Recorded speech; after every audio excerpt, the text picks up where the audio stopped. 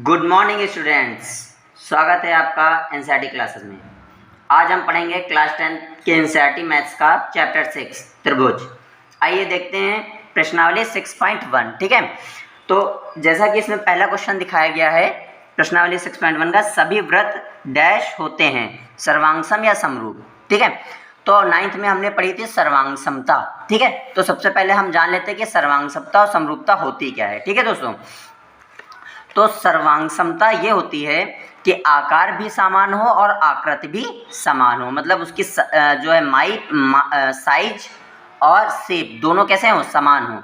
जैसे कि 5 का सिक्का, ठीक है, और दूसरा 5 का सिक्का, ये दोनों क्या है, आपस में सर्वांगसम है। लेकिन 10 का सिक्का और 5 का सिक्का ये दोनों आपस में क्या है, समरूप हैं। ठीक है, सर्वांगसम नहीं है क्योंकि इनका साइज नहीं जो एक जैसा नहीं है, लेकिन शेप कैसा है, एक जैसा है।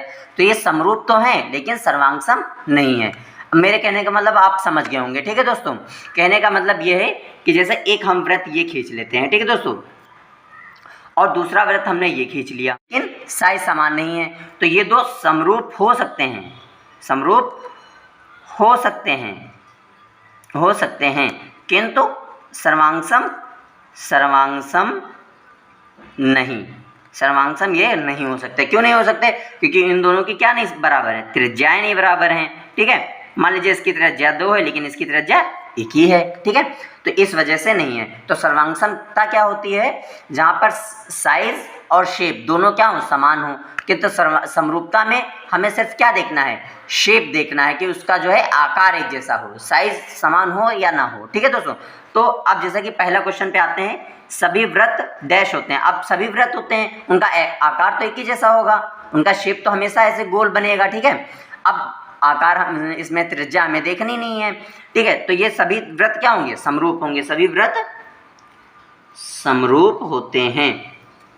ठीक है, अगर इसके लिए उदाहरण जैसे मैंने आपको सबसे पहले ही दिया है कि 5 का सिक्का 5 के सिक्के के ऊपर रखेंगे तो 2 5 के सिक्के सर्वांगसम हैं, और 10 का सिक्का और 5 का सिक्का सर्वांगसम तो नहीं है लेकिन समरूप अवश्य है। ठीक है, ऐसे सभी वर्ग होते हैं, सभी वर्ग क्या होते हैं, समरूप होते हैं। क्यों समरूप होते हैं, मैंने क्या कहा कि आकार सबके क्या होने चाहिए, साइज इनका सबका क्या होता है, अलग हो सकता है, लेकिन इनके शेप कैसे होंगे, समान होंगे। जैसे मान लेते हैं ये हमने एक वृत्त बनाया है, ठीक, वर्ग बना दिया। ठीक है दोस्तों, सॉरी, वर्ग मैंने बना दिया और दूसरा वर्ग मैंने छोटा सा बना दिया, तो इन दोनों के क्या है, देखिए इन दोनों का शेप कैसा है, बराबर है, साइज अलग है, उससे फर्क नहीं पड़ेगा।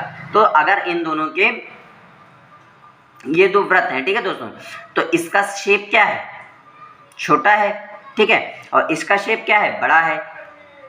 ठीक है, मतलब साइज बड़ा है और शेप कैसा है, एक जैसा है, तो ये सभी वर्ग क्या हो जाएंगे, समरूप हो जाएंगे। ठीक है, सभी त्रिभुज समरूप होते हैं। ठीक है, समद्विबाहु और समबाहु। ठीक, समरूप त्रिभुज के स्टूडेंट्स 2 कसौटियाँ होती हैं। ठीक है, क्या कि संगत भुजाओं के अनुपात क्या हो, समान हो, व संगत कोण समान हो। ठीक है, तो समबाहु त्रिभुज के कोण कैसे होंगे, सभी समान होंगे, और उनकी भुजाओं का अनुपात कैसा होगा, समान होगा।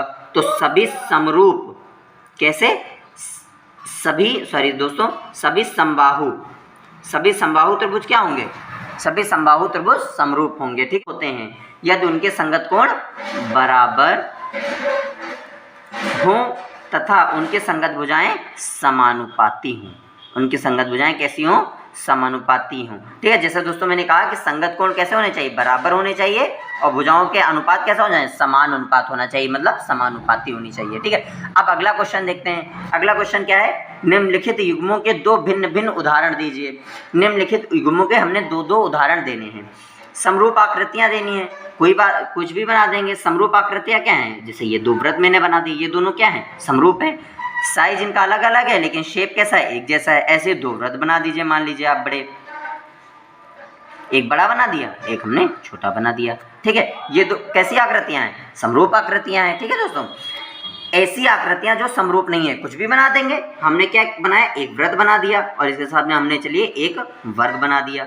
ये 2 समरूप हो सकते हैं, कभी नहीं हो सकते हैं। ठीक है, साइज भले इनका समान हो लेकिन शेप इनका अलग अलग है, इस वजह से ये क्या है, समरूप नहीं हो सकते। ठीक है दोस्तों, अब आइए अगला क्वेश्चन देखते हैं। अगला क्वेश्चन हमारा क्या है, बताइए कि निम्नलिखित चतुर्भुज समरूप हैं या नहीं। ऑब्वियसली नहीं है, क्यों नहीं है दोस्तों?